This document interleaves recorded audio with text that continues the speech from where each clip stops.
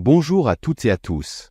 Aujourd'hui, nous allons discuter d'un sujet qui est parfois source de débat, mais qui est important pour certaines personnes d'entre nous, la beauté naturelle et la foi chrétienne.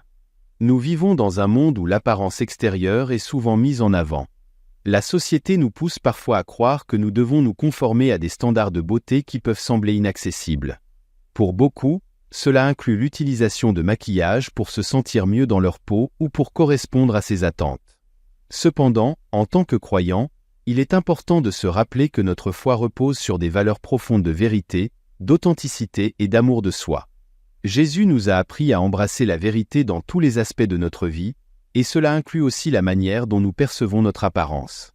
Dans 1 Pierre 3, 3-4, il est écrit « Ayez, non cette parure extérieure qui consiste dans les cheveux tressés, les ornements d'or, ou les habits qu'on revêt, mais la parure intérieure est cachée dans le cœur, la pureté incorruptible d'un esprit doux et paisible, qui est d'un grand prix devant Dieu. » Cela nous rappelle que ce qui compte le plus aux yeux de Dieu, c'est la beauté de notre cœur, et non celle de notre apparence extérieure.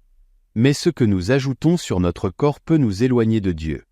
Oui, en vérité les choses du monde sont propriété du prince de ce monde. La beauté que Dieu voit en nous va bien au-delà de ce que l'on peut mettre sur notre visage. Elle se trouve dans notre cœur, dans notre esprit, et dans la façon dont nous traitons les autres.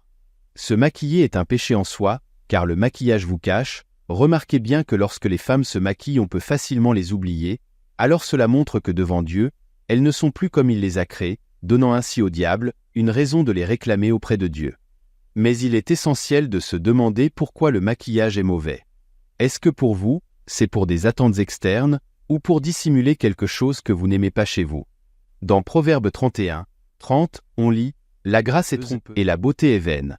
La femme qui craint l'Éternel est celle qui sera louée. » Cela nous montre que la beauté extérieure est temporaire, mais la beauté de la foi et du caractère est éternelle et précieuse aux yeux de Dieu. Pas la peine encore une fois de cacher votre apparence que Dieu vous a donnée. Jésus nous appelle à vivre dans la vérité, et cela commence par l'acceptation de soi. Si vous vous sentez poussé à vous maquiller pour cacher vos défauts, peut-être est-il temps de réfléchir à ce que cela signifie devant Dieu. La véritable beauté vient de l'intérieur, et c'est cette beauté intérieure que Dieu chérit le plus. Et c'est elle que tout homme doit rechercher. Je vous encourage à prendre un moment pour réfléchir à votre relation avec le maquillage et votre foi. Si vous vous sentez bien en étant naturel, alors soyez fiers de cela. Si vous aimez vous maquiller, assurez-vous d'arrêter et d'essayer de vous habituer à être naturel. Souvenez-vous de ce que dit 1 Samuel 16,7, « L'Éternel ne considère pas ce que l'homme considère. L'homme regarde à ce qui frappe les yeux, mais l'Éternel regarde au cœur. » Vous êtes aimé tel que vous êtes, sans artifice. La beauté naturelle est un cadeau, et en l'embrassant, vous honorez le corps et l'âme que Dieu vous a donné. Et ne le corrigez pas. Merci d'avoir pris le temps de réfléchir à ce sujet avec moi aujourd'hui.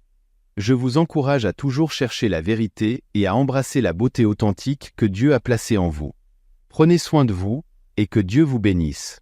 Abonnez-vous pour que plusieurs personnes voient ce contenu de qualité. Le temps est proche. Si vous êtes chrétien, commencez à prêcher.